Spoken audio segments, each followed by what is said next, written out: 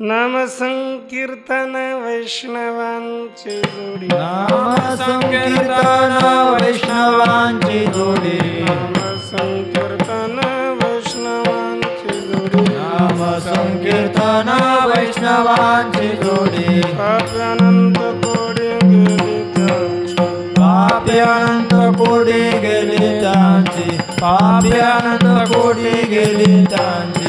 अनंत जन्माचे तप एक नाम, अनंत जन्माचे तप एक नाम, अनंत जन्माचे तप एक नाम, अनंत जन्माचे तप एक नाम. सर्व मार्ग सुगम हरी पाठ, सर्व मार्ग सुगम हरी पाठ, सर्व मार्ग सुगम हरी पाठ.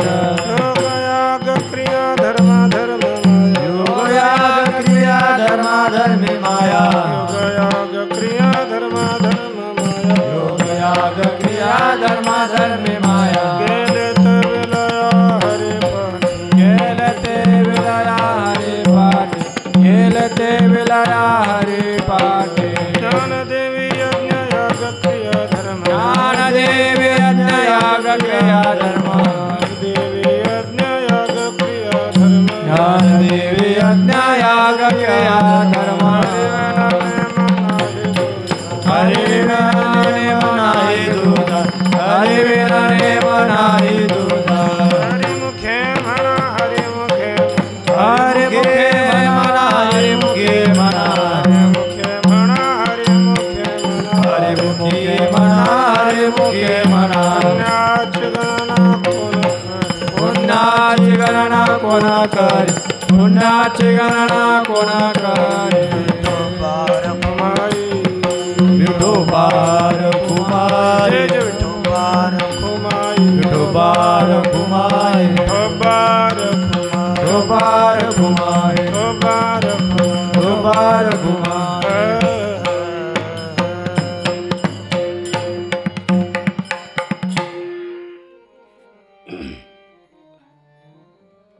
श्री भगवान पांडुरंग परमात्मा, श्री ज्ञानोबाराय, जगद्गुरु तुकोबाराय, शांती ब्रह्म एकनाथ महाराज, आदिगुरु श्री शंकराचार्य इत्यादी सर्व संतांच्या अलौकिक हेतुकी अकारण करून असीम अपार अशा कृपेने श्री ज्ञानोबारायाद्वारा विरचित हरिपाठाचा आपण विचार करत आहोत. हरिपाठाच्या या चिंतनाच्या प्रसंगी तृतीय मालिकेतील जो आपला अभंग आहे, प्रथम अभंग, नामसंकीर्तन वैष्णवांची जोडी, पापे अनंत कोडी गेली त्याचे, अनंत जन्माचे तप एक नाम.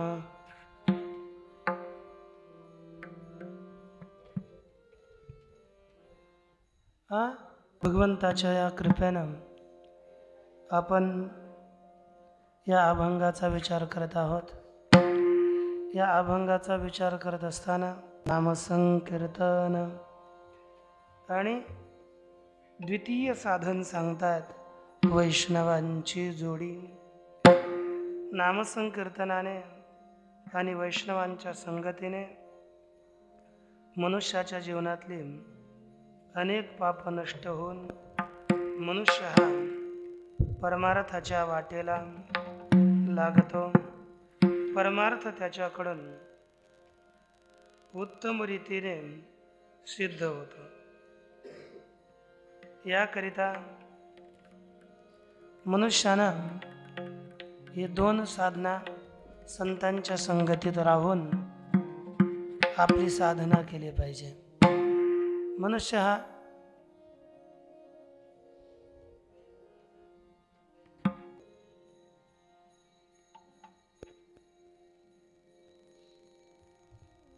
इदानीमेव सामग्री आणि वैष्णवांची जोडी. द्वितीय साधन, दुसरं साधन वैष्णवांची संगत. मग वैष्णव म्हटलं तर वैष्णवांची संगत करायची झाली तर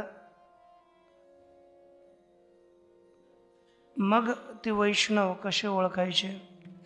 वैष्णव कोणाला समजायचं याचाही विचार आपलं पाहणं योग्य आहे. पूर्वी आपण पाहिलं समात्मा सर्व जीवेषु निजाचाराद विप्लुतः विष्णुर्पिताखिलाचार सही वैष्णव उच्यते. या प्रकारे सर्वांच्या ठिकाणी भगवत भावना करणारा आणि आपल्या आचारापासून म्हणजे आपलं आचरण योग्य रीतीनं करणारा, भगवंताला ज्याने संपूर्ण आचार अर्पण केलेले आहेत त्यास वैष्णव म्हणतात.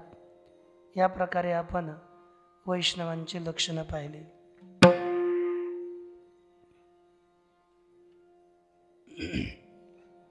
मग आता ही वैष्णव आहेत, मग हे लक्षणं आणखी काय आहेत का? तर याची लक्षणं 2 प्रकारचे सांगितले गेले. एक वैष्णवांचं बाह्य लक्षण आणि दुसरं आंतरिक लक्षण.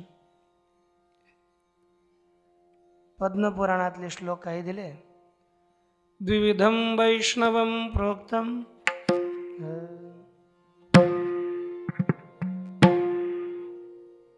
बाह्यमभ्यन्तरं तथा शंखचक्रादिभिर्बाह्यं आंतरं वितरागता.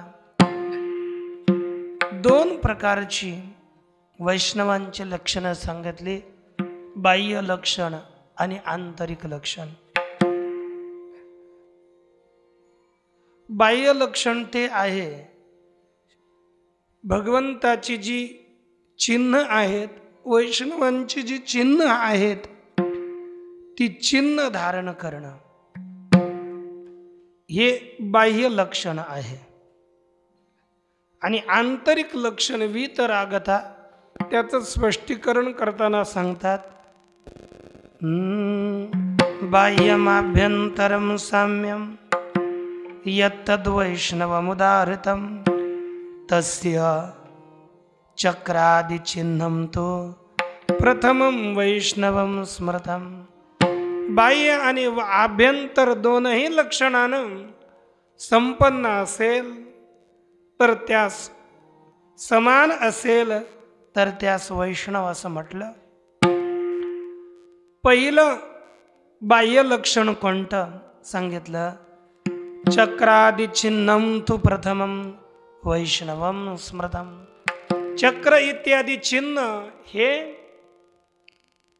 बाह्य वैष्णवांचं लक्षण आहे. म्हणजे अष्टक जे काही गोपीचंदन आदी धारण करणं, 12 गंध लावणं, 12 गंध धारण करणं हे बाह्य लक्षण आहे. श्री जगद्गुरु तुकोबराय बोलतात, गोपीचंदन ओटी तुळशीच्या माळा, चंदन ओटे तुळशीच्या माळा, हार मिळविती गळा रे, दोन्ही कळा रे, गाई पुष्पांचा वर्षावर, ताळ मृदुंग गाई पुष्पांचा वर्षावर, अनुपम्य सुख सोहळा रे, अनुपम्य सुख सोहळा रे, अनुपम्य सुख सोहळा रे, अनुपम्य सुख सोहळा रे, नाचते आनंद कल्लोळे पवित्र गाणे नामावळे, नाचते आनंद कल्लोळे पवित्र गाणे नामावळे, आनंद कल्लोळे पवित्र गाणे नामावळे, नाचते आनंद कल्लोळे पवित्र गाणे नामावळी रे. हे लक्षण आहे गोपीचंदन धारण करणं, तुळशीच्या माळा धारण करणं, हे वैष्णवांचं बाह्य लक्षण आहे. यानं आपण समजू शकतो की चिन्ह पाहून हा वैष्णव आहे. वैष्णवांचं जसं बाह्य लक्षण तसंच वैष्णवांचं आंतरिक लक्षण आहे. काय? अंतरम मान रोषादि विमुक्तम स्वात्मदर्शनम. मान, क्रोध इत्यादीने रहित आहे. त्याचा सन्मान कोणी केला किंवा नाही केला तर तो समान राहतो. आत्मज्ञानी आहे. सर्वभूत दया शांती इंद्रियार्थे त्वलोलता. सर्व प्राण्यावर दया करतो. मनानं शांत आहे. मानसिक स्थिरता आहे आणि इंद्रिय ज्यांच्यात चपळ नाहीत. इंद्रिय विषयांकडे धाव घेत नाहीत. बस सर्व इंद्रिया भगवंतामध्ये लागलेल्या आहेत. अशा प्रकारचा जो साधक तो वैष्णव आहे. म्हणजे इकडे तिकडे त्याची इंद्रिय बाह्य विषयाकडे न लागता आत्मस्वरूपामध्ये स्थित आहेत. तो आंतरिक वैष्णव म्हटला जातो. जसं लुब्धलीना दे लागले समाधी. लुब्धलीना दे लागले समाधी. मूढजन नर नारी लोकारे. मूढजन नर नारी लोकारे. पंडित ज्ञानी योगी महानुभव. योगी महानुभव. एकच सिद्ध साधकारे. एकच सिद्ध साधकारे. एकच सिद्ध साधकारे. एकच सिद्ध साधकारे. नाचते आनंद कल्लोळे पवित्र गाणे नामावळे. नाचते आनंद कल्लोळे पवित्र गाणे नामावळे. नाचते आनंद कल्लोळे पवित्र गाणे नामावळे. नाचते आनंद कल्लोळे पवित्र गाणे नामावळे. या प्रकारे जे आंतरिक लक्षणानं भगवत स्वरूपाच्याच ठिकाणी ज्याची समाधी आहे असा आंतरिक वैष्णव म्हटला जातो. पुन्हा पुत्रदाराद्य संगत्वम योगाभ्यासरतिस्तथा अनन्य भक्ति योगेन परेशस्याभिसेवनम. पुत्रदाराद्य संगत्वम. पुत्र पत्नी यांच्या ठिकाणी आसक्तीचा अभाव आहे. यांच्या ठिकाणी आसक्ती नाही आहे. आणि योगाभ्यास, ज्ञानयोग असेल, भक्तियोग असेल, यांच्यामध्ये प्रीती आहे. योगाभ्यासामध्ये त्याची रती आहे. असा वैष्णव.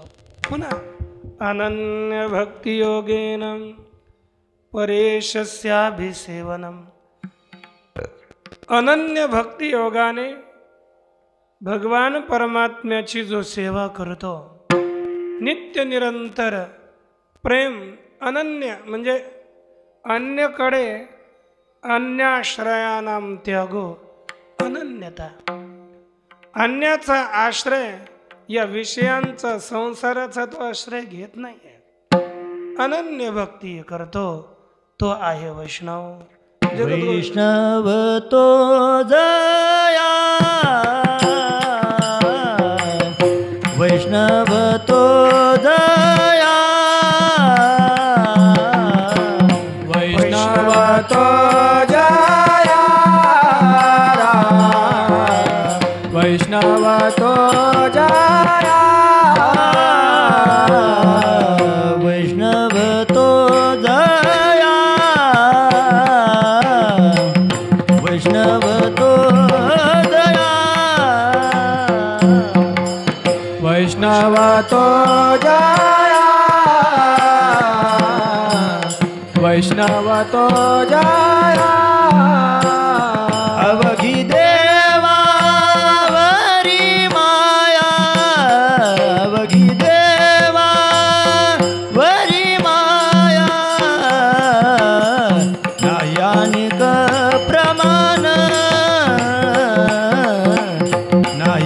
अनिक प्रमाण अवघे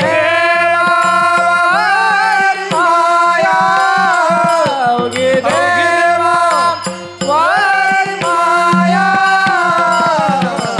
नाही अनिक प्रमाण नाही अनिक प्रमाण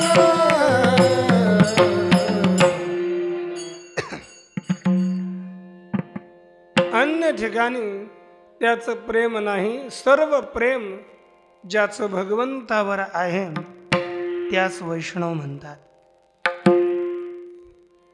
विष्णू पुराणामध्ये काही वैष्णवांची लक्षणं उद्धृत केलेली आहेत. ती पहा. कलिमल कलिकलुष मलेन यस्य नात्मा विमलमतेर मलिनीकृतः. सांगतात कलीच्या या अतिशय कलुषित मलाने ज्याचे अंतःकरण, ज्या अतिशय शुद्ध बुद्धीवाल्याचे अंतःकरण मलिन होत नाही तो वैष्णव आहे. अस्तमोहे मोह ज्याचा सर्व संसाराविषयी अस्त झाला असता ज्याचं अंतःकरण कलीच्या मलानं ग्रस्त होत नाही, मोहित होत नाही, युक्त होत नाही तो वैष्णव. पुन्हा मनसी कृत जनार्दनम मनुष्यम सततम अवेही हरे प्रतीव भक्तम. मनसी कृत जनार्दनम, ज्याने भगवान परमात्म्याला आपल्या अंतःकरणामध्ये धारण केलेला आहे. जो पुरुष सतत भगवंताला धारण करतो, हरीचा जो अतिशय भक्त आहे. कनकम अपि रहसी अवेक्ष बुद्ध्या तृणम इव यः समवैति वै परस्वम. हो, जो एकांतामध्ये सुद्धा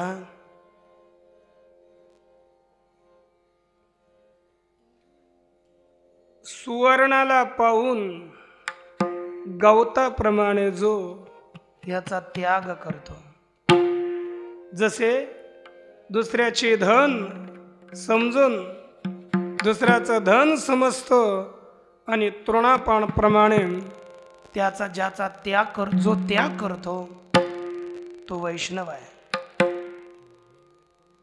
भग भवती च भगवती अनन्यचेतः पुरुषतरम तम अवेही विष्णु भक्तम. जो भगवंताविषयी अनन्य चित्तवाला आहे पुरुष, तर त्यालाच विष्णु भक्त असं समजावं, त्याला विष्णु भक्त आपण म्हणावं. स्फटिकगिरी शिलामलः क्व विष्णुर मनसी नृणाम क्वच मत्सरादिदोषः.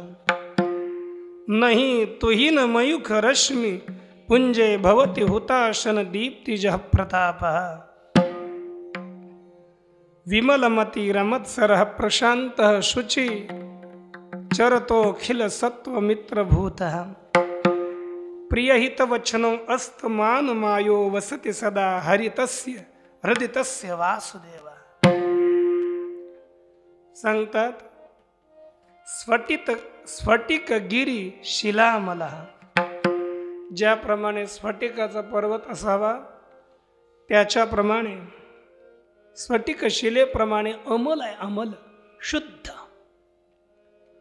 क्व विष्णुर मनसी नृणाम क्वच मत्सरादिदोष. सांगतात अरे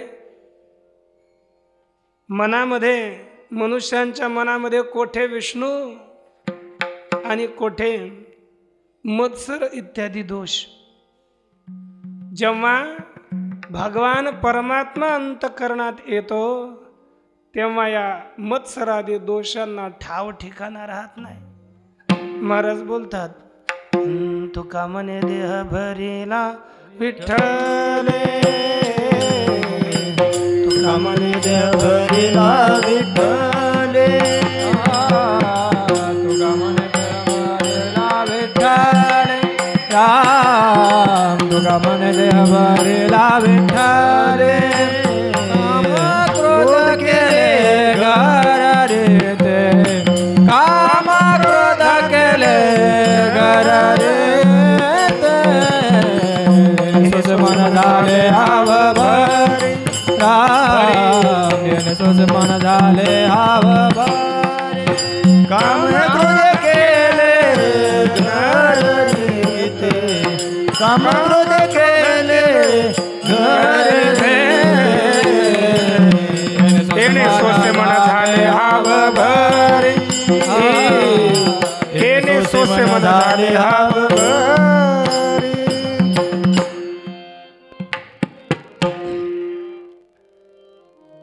जेव्हा अंतःकरणामध्ये भगवान परमात्मा येतो तेव्हा बाह्य विषय, बाह्य कोणतेच धर्म त्यांच्या अंतःकरणात राहत नाहीत.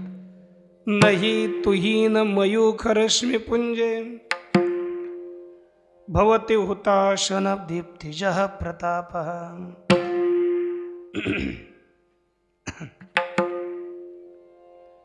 सांगतात की अत्यंत शीतल अशा चंद्र किरणावर अग्नीच्या उष्णतेचा प्रभाव पडूच शकत नाही. काही केला तर त्या अग्नीच्या रश्मीपुंजावर अग्नीचा तेजाचा प्रभाव काहीच करत नाही. त्याप्रमाणे याच्या अंतःकरणात शीतलता असते. विमलमती आहे, बुद्धी शुद्ध ज्याची आहे तो वैष्णव. अमत्सर तो वैष्णव, प्रशांत तो वैष्णव. जो आत बाहेर चोखाळू, सूर्य तैसा निर्मळू. पुढे अरे वा, जो आत बाहेर है ना अतिशय शुद्ध आहे, सूर्याप्रमाणे जो निर्मळ आहे. आणि आता अखिल सत्व मित्र भूत, संपूर्ण प्राणी मात्र ज्याचे मित्र आहेत. प्रिय हितवचन, जो सर्वांशी प्रिय वचन बोलतो आणि हितकारकच वचन बोलतो. अस्तमान माया, ज्याचे मान माया हे सगळे निघून गेले आहेत, त्याच्या हृदयामध्ये भगवान परमात्म्याचा वास होतो. असा तो वैष्णव. मग असे जर आपण साधक पाहिले तर आता यांची काय करायची जोडी, वैष्णवांची जोडी एक नाही, नामसंकीर्तन वैष्णवांची जोडी, त्यांची संगती. मनुष्यानं संगती करावी. पुन्हा वैष्णव दिसला तर आपण काय करावं, त्याच्याशी व्यवहार कसा करावा सांगतात. पा तो आले ना, काय करायचं, दोन वैष्णव भेटल्यावर काय करावं. वैष्णवो वैष्णवं दृष्ट्वा दंडवत प्रणमेत भुवि, उभयोरंतरा विष्णु शंख चक्र गदाधर. एका वैष्णवानं दुसऱ्या वैष्णवाला पाहिल्यावर पृथ्वीवर दंडवत केला पाहिजे. का? उभयोरंतरा विष्णू, त्या दोघांच्या मध्ये भगवान विष्णू विराजमान असतात. कसे? शंख चक्र गदाधर.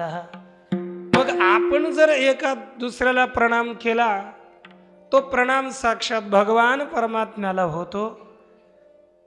म्हणून साक्षात दंडवत प्रणाम केला पाहिजे. बर, मग आता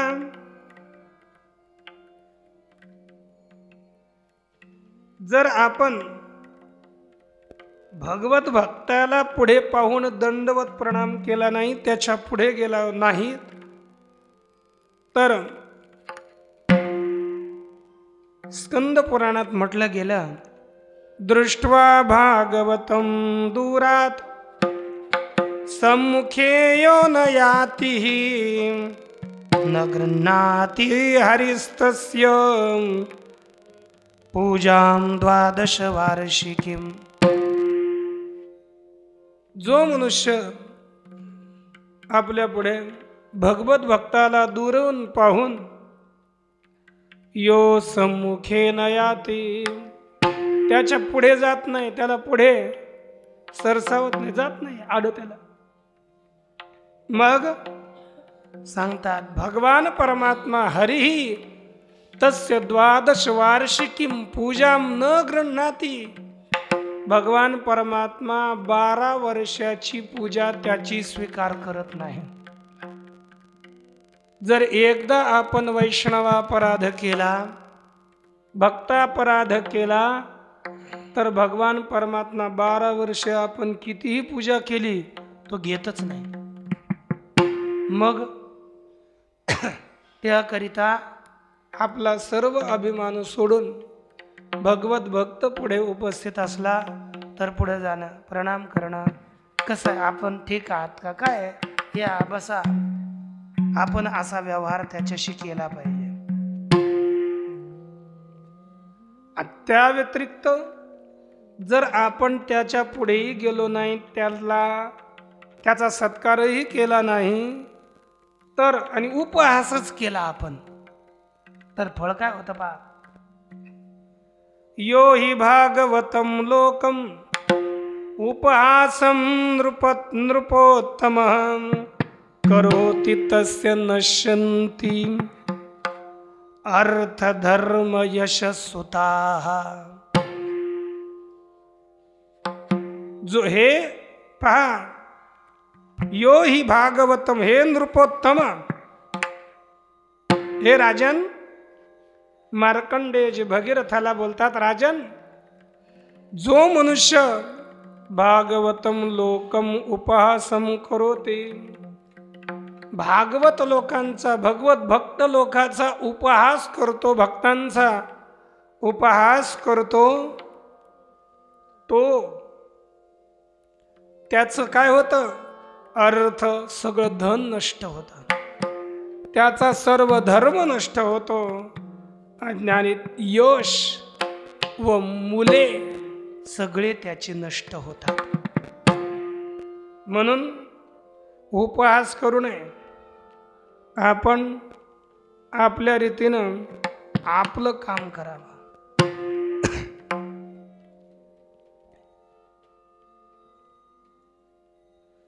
जर समजा आपण वैष्णव पुढे आला आणि वैष्णवांच्या संगतीमध्ये आपण त्याच्या सम्मुख गेलो, तर आपल्याला काय फळ भेटतं. लीलं सम्मुखं व्रजमानस्य वैष्णवानां नराधिप पदे पदे यज्ञफलं प्राहु पौराणिका द्विजाः. पौराणिक द्विज सांगतात की वैष्णवांच्या सम्मुख आपण गेलोत तर प्रत्येक पदाला, एका एका पदामध्ये यज्ञाचं फळ आपल्याला प्राप्त होतं. यज्ञ केल्यानं जे फळ लब्ध होतं ते केवळ सम्मुख गेल्याने प्राप्त होतं. म्हणून आपण हे काम केलं पाहिजे. मग आपण वैष्णवांची, साधूंची जर स्तुती केली तर मनुष्याला काय फळ प्राप्त होतं पहा. प्रत्यक्षं वा परोक्षं वा यः प्रशंसति वैष्णवं ब्रह्म हा मध्यपस्थे गुरुगामी सदा नृणाम. मुच्यते पातकात् सद्यो विष्णुरा नृपोत्तम, ते गुरुतल्पगामी. जो मनुष्य ब्रह्म हत्यार आहे, दारू पिणार आहे, चोरी करणार आहे, गुरुतल्पगामी आहे, असा मनुष्य जो प्रत्यक्ष किंवा परोक्ष साक्षात वैष्णवा पुढेच किंवा मागेही त्या वैष्णवाची स्तुती करतो, तो या सर्व पातकातून मुक्त होतो. हे या प्रकारे यास फलप्राप्ती होते. म्हणून आपण नित्य निरंतर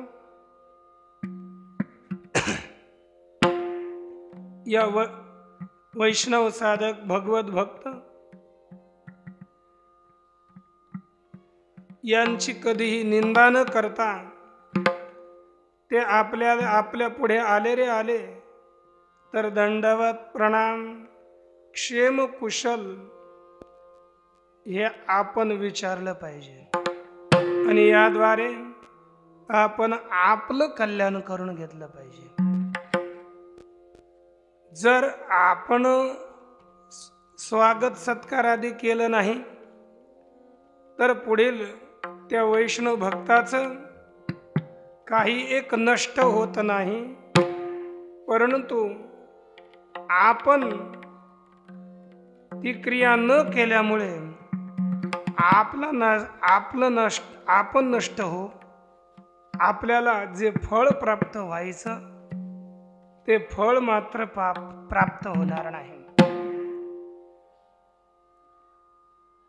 म्हणून सावध होऊन ही आपण क्रिया केली पाहिजे.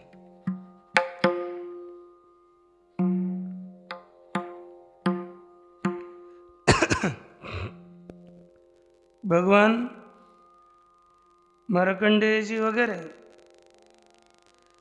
यांची अतिशय सुंदर रीतीने वर्णन करतात. तुम्हाला म्हटलं एखादा हे पहा, भगवंताची वैष्णवांची एक 12 शुद्धी सांगितलेली आहे. एकदा तुम्हाला बोललो होतो पंढरपूरमध्ये. पुन्हा स्मरणाकरता पहा.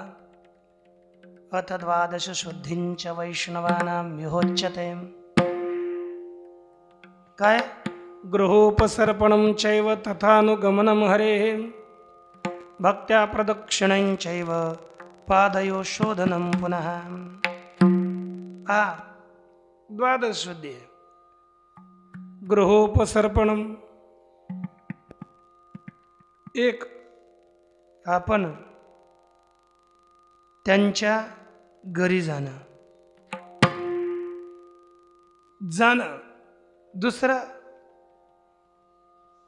प्रदक्षिणं, भक्तीनं. समजा यांची काय गृह हरे हे गृहोपसर्पणं, भगवंताच्या मंदिराकडे जाणं. भक्तीनं भगवंताच्या मंदिराला प्रदक्षिणा करणं, भगवंताला प्रदक्षिणा करणं ही पादशुद्धी आहे. यानं पाय शुद्ध होतात. दुसरी हस्तशुद्धी. प्रतिदिवस पूजार्थं पत्र पुष्पाणां भक्तेवोत्तलं हरेः, करयो सत्वशुद्धीनां इयं शुद्धिर्विलक्ष्यते. अतिशय भक्तीने भगवंता करता पुष्प चयन करणं, तुलसी चयन करणं, भगवंताचं घर मंदिर स्वच्छ करणं, भगवंताची प्रत्येक आपल्याला जी भगवंताच्या संबंधित जी काही हातानं सेवा करता येईल ती सेवा करणं, हे कोणते? हस्तशुद्धी आहे. याने आपले हात शुद्ध होतात. भगवंताचं तन्नाम कीर्तनं चैव गुणानां चैव कीर्तनं, भक्त्या श्रीकृष्णदेवस्य वचस शुद्धिरिष्यते. भगवान परमात्म्याच्या कथेचं श्रवण करणं ते नाही, भगवान परमात्म्याच्या नामाचं कीर्तन करणं, भगवान परमात्म्याचे गुण सांगणं, भक्तीनं भगवान परमात्म्याचं सगळं चरित्राधिक गाणं, ही वाणीची शुद्धता आहे. वाणी मग तो अतिशय अलंकारबद्ध होऊन गान करतो, चांगल्या शब्दांचा प्रयोग करतो. शब्द वेडेवाकडे जरी असले पण त्यात भगवान परमात्म्याच्या गुणांनी युक्त असतील तर ते चांगले शब्द आहेत. त्यानं वाणी पवित्र होते. आणि कान पवित्र कशानं होतात? तत्कथा श्रवणं चैव तस्योत्सव निरीक्षणं श्रोत्रयोर्नेत्रयश्चैव सुशुद्धि सम्यक् इहोच्यते. तत्कथा श्रवणं चैव, त्याच्या कथेचं श्रवण करणं, भगवान परमात्म्याची कथा श्रवण, हे आपण हरिपाठ चिंतन करतो, हे ऐकणं आणि डोळ्यानं भगवान परमात्म्याची मूर्ती, भगवान परमात्म्याचे उत्सव हे पाहणं, म्हणजे भगवान परमात्म्याचे सगळं भगवान परमात्म्यालाच निरीक्षण करणं, यानं नेत्रशुद्धी आहे. आतापर्यंत किती शुद्धी झाल्या? पादशुद्धी, 2 पाय शुद्ध होतात म्हणून 2 शुद्धी, 2 हात शुद्धी तर 4 शुद्धी, वाक शुद्धी 5वी शुद्धी, 2 कानाची शुद्धी 7, 2 डोळ्याची शुद्धी 9. ठीक ना? मग आता काय करायचं? त्यानंतर 10वी शुद्धी पहा. पादोदकंच निर्माल्यम मालानामपि धारणम उच्यते शिरस शुद्धी प्रणतस्य हरे पुनः. भगवान परमात्म्याचं जे काय आपण स्नान केल्यानंतर खाली पाणी पडतं, निर्माल पादोदक आहे, ते घ्यायचं, आपल्या डोक्यावर टाकायचं. ती साक्षात गंगा असते. आपण काय करतो?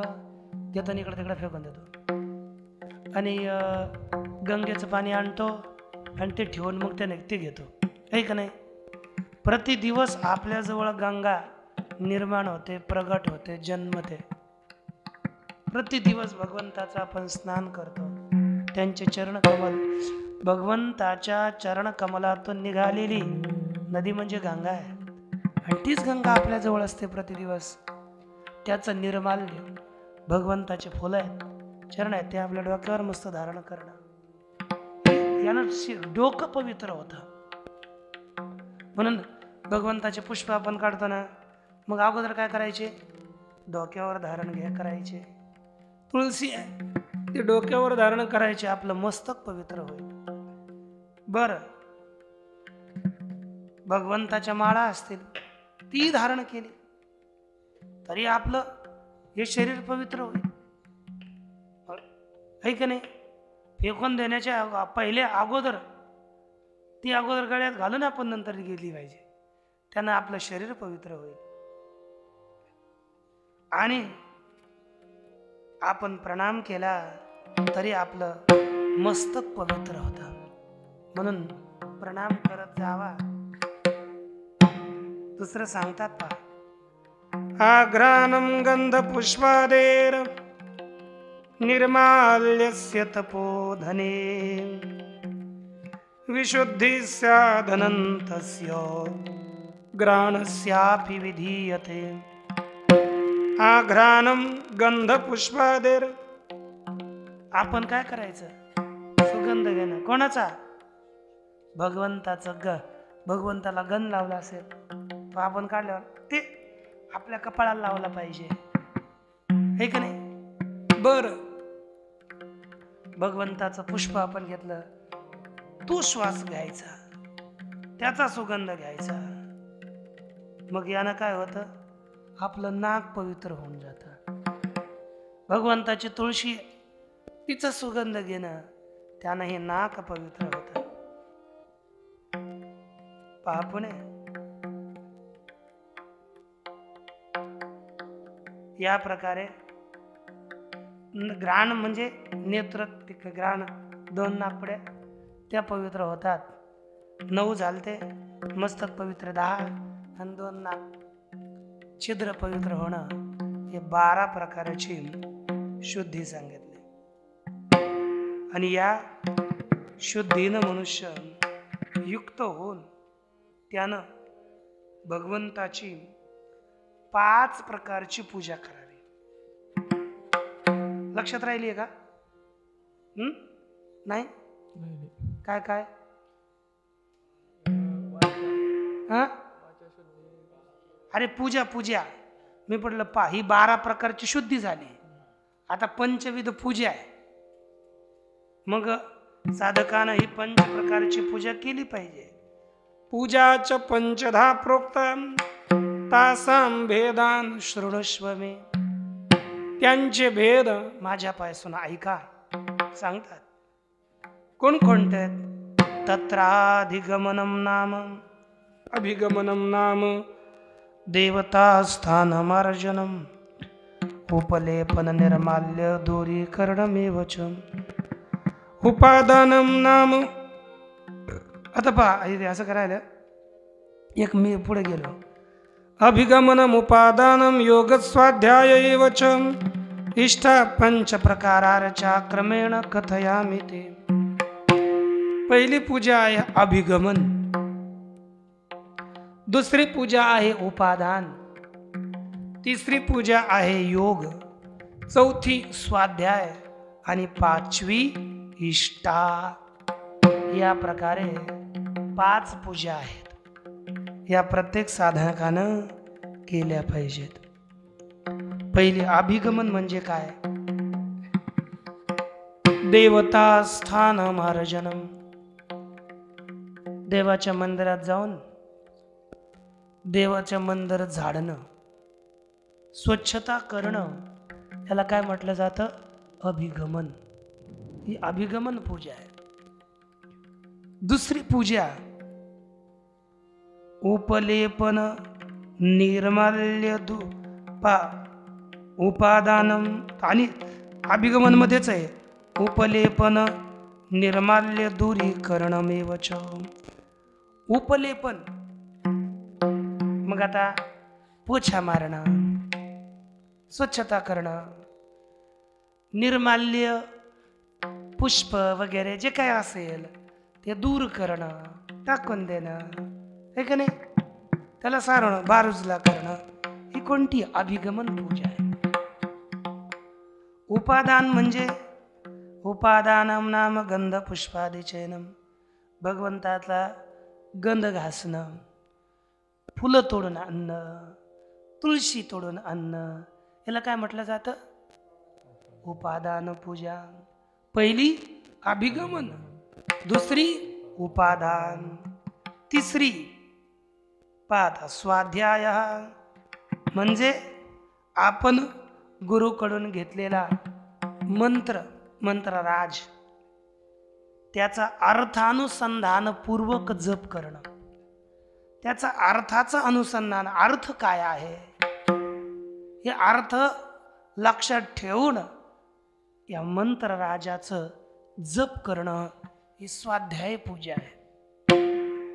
आणि आपलं शास्त्राध्ययन करणं, मंत्रराज जप शास्त्राध्ययन ही कोण? हा स्वाध्यायात्मक जप आहे. स्वाध्याय ही एक पूजा आहे. इष्टा.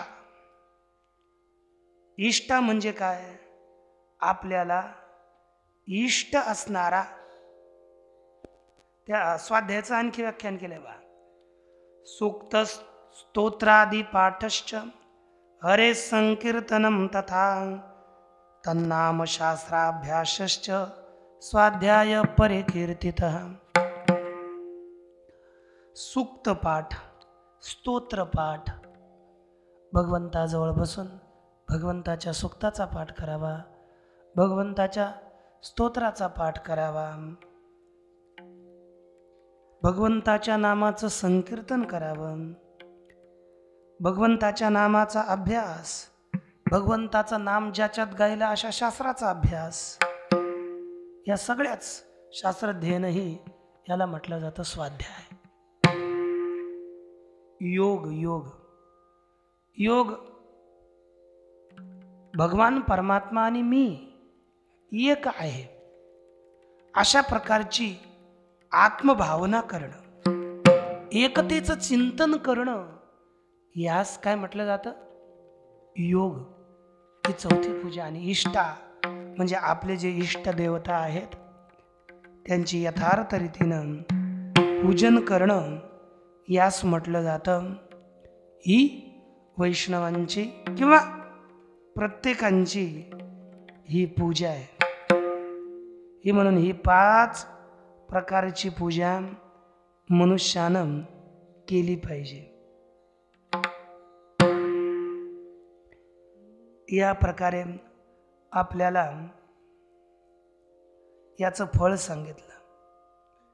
पुढे सांगतात पहा,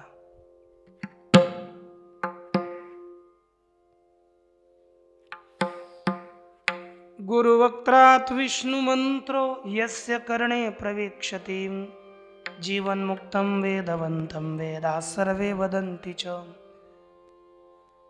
सांगतात की वैष्णवं तम, गुरुच्या मुखातून ज्याच्या कानात भगवन मंत्र विष्णू मंत्र प्रवेश करतो त्याला सर्व वेद जीवनमुक्त असं म्हणतात. हरिभक्तिविलास यामध्ये लिहिलंय पहा. आणि असा जो वैष्णव दीक्षा ग्रहण करतो तो कित्येकांचा उद्धार करतो, एवढं सांगूया आपण. मग नंतर पुढे पाहू. पुरुषाणाम शतं पूर्वं पैतृकं च शतं परं मातामहस्य शतं मातरं मातृमातरं. पुरुषाचे 100 पिढ्या मागे, पित्रासंबंधी 100 पिढ्या पुढील, मातामह आज्याच्या नाना नानी माता काढल्या 100 पिढ्या, पित्या काढल्या 100 पिढ्या, म्हणजे जे आपल्या आईचा बाप आहे त्यांच्या 100 पिढ्या आणि आईची आई आहे तिच्या 100 पिढ्या. या केवळ विष्णू मंत्र दीक्षा घेतल्याने उद्धार होतो. दिलंय. पुन्हा मातामहस्य च शतं मातरं मातृमातरं. पुढे भगिनीं भ्रातरं चैव भागिनेयं च मातुलं. बहीण, भाऊ, बहिणीचा मुलगा, मामा, सासरा, श्वश्रू म्हणजे सासू सासरे, गुरुची पत्नी, गुरुचा मुलगा, गुरु, ज्ञानदाता, मित्र, सहचारी, शिष्य, सेवक, या सगळ्या सर्वांचाच, मग आपल्या आश्रमाच्या जवळ जे कोणी असतील त्यांचाही बरं का कसा उद्धार करतो, कसा उद्धार होतो. उद्धरेत आत्मना सार्धम मंत्र ग्रहण मात्रतः. केवळ मंत्र दीक्षा घेतल्यानेच त्या मनुष्याचा आपल्या बरोबर या सगळ्यांचा उद्धार करतो. पुढे लिहिलं, मंत्र ग्रहण मात्रेण जीवन मुक्तो भवेन्नरः तस्य संस्पर्श मात्रेण पूतं तीर्थंच भारतम. आणि हा मनुष्य केवळ मंत्र ग्रहण मात्राने जीवन मुक्त होतो म्हणतात. आणि त्याच्या स्पर्शाने तीर्थही पवित्र होतात. व एवढंच नाही, तस्यैव पादरजसा सद्य पोता वसुंधराम पादोदक प्लुतंच स्थानम तीर्थमेव भवेत. त्याच्याच चरण रजाने सगळी पृथ्वी पवित्र होते आणि त्याच्या पायाच्या चलानं हे तीर्थ, ते स्थान तीर्थ होतं. इतका महत्व या ठिकाणी वैष्णवांच्या संगतीचं आणि वैष्णव दीक्षा ग्रहण करण्याचं सांगितलं. इथलीला वैष्णवांची जोडी म्हणजे वैष्णवांची संगत आणि त्यांच्या संगतीत नामसंकीर्तन, नाम प्राप्त होणं, याद्वारे मनुष्याचे अनेक पाप नष्ट होतात, अनेक कुळांचा उद्धार होतो. इतका लाभ यामध्ये आहे. यानंतरचा अवशिष्ट विचार आपण उद्या पाहूया. ज्ञानेश्वर महाबोधी महाराज